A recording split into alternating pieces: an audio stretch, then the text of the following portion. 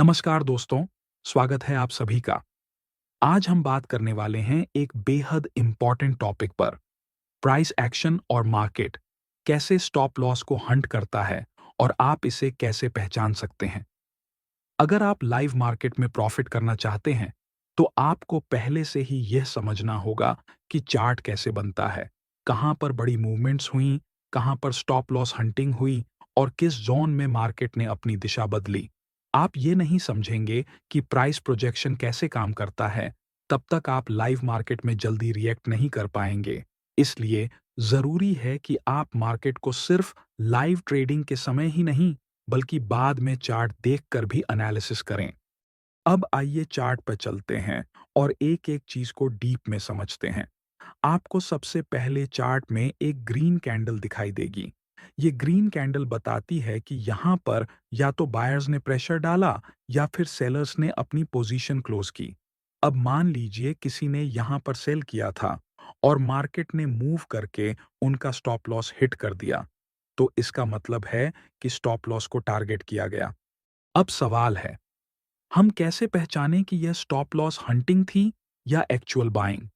उसके लिए हमें देखना पड़ेगा कि पिछली बार यहां पर मार्केट ने कितना मूव किया था। मान लीजिए हमें दिखता है कि मार्केट ने 70 से 80 पॉइंट का मूवमेंट दिया। तो यहां पर दो चीजें हो सकती हैं। या तो वहां पहले सेलिंग हुई थी और अब उसका स्टॉप लॉस हंट हुआ, या फिर नए बायर्स ने एंटर किया और एक नया ट्रेंड शुरू हुआ। अब बात करते हैं साइकोलॉजिकल लेवल्स की।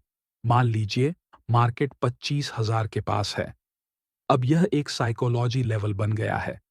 लोग अक्सर ऐसे राउंड नंबर पर बड़ी मात्रा में पोजीशन लेते हैं और यही मार्केट का टारगेट बनता है।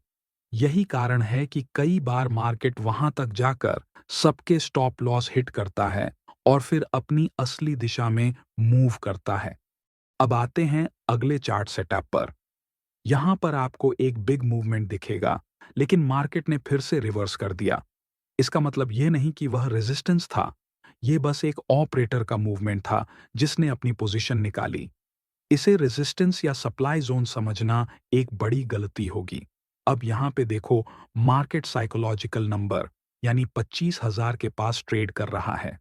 हमने पिछले चार्ट में देखा था कि आई मार्केट के पास अपर साइड में कोई बड़ा पोजिशनल स्टॉप लॉस नहीं था। इसलिए लास्ट डे ये बाइंग आने के कारण जिन लोगों ने यहां सेलिंग करके रखी थी, उन लोगों ने अपना पोजीशन कट किया है। इसलिए ये मूव आया और मार्केट इस 25,000 के लेवल के पास टाइम बिता रहा है। नेक्स्ट डे मार्केट 25,000 के आसपास ओपन होता है और नीचे के साइड के स्टॉप लॉस को हंट करते हुए इस जोन के पास आकर कुछ देर तक टाइम स्पेंड करता है। यहाँ इस लेवल पर बिगिनर्स ट्रैप हो जाते हैं, क्योंकि उन लोगों को लगता है कि सेलिंग आया है और टाइम भी स्पेंड कर दिया, अब तो प्राइस और नीचे गिर जाएगा।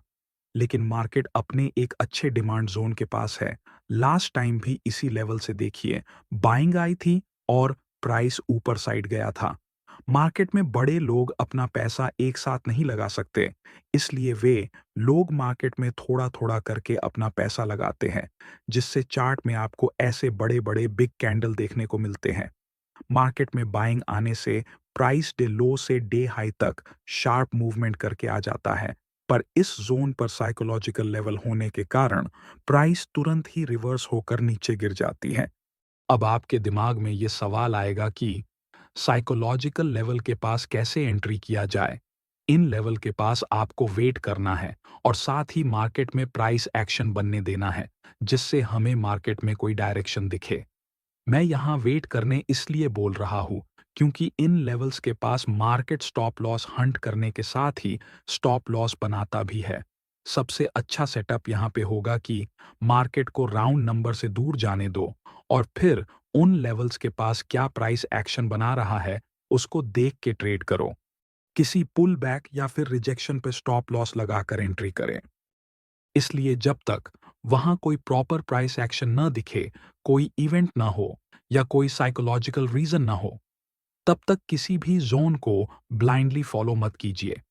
लर्निंग पॉइंट, मार्केट हमेशा वहीं मूव करता है जहां सबसे ज्यादा स्टॉप लॉस जमा होते हैं। और अगर आप इन स्टॉप लॉस जोन्स को पहले ही पहचानना सीख गए, तो आप प्रोफेशनल ट्रेडर्स जैसी एंट्री ले सकते हो। अब आप कहेंगे, इतनी सारी बातें आपने बता दी, लेकिन मैं चार्ट पर कैसे लगाऊं? तो दोस्तों, जवाब सीधा है। जब तक आप खुद मेहनत नहीं करोगे, कुछ नहीं बदलेगा। मैं आपको गाइड कर सकता हूँ, सिखा सकता हूँ, लेकिन अगर आप खुद चार्ट लगाकर नहीं देखोगे, तो मेरी मेहनत और आपकी लर्निंग दोनों ही अधूरी रह जाएंगी।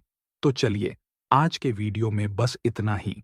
अगर यह जानकारी आपको थोड़ी भी मददगार लगी हो, तो वीडियो को लाइक करें और चैनल को सब्सक्राइब करें, क्योंकि अगला वीडियो और भी ज़्यादा डीप होने वाला है।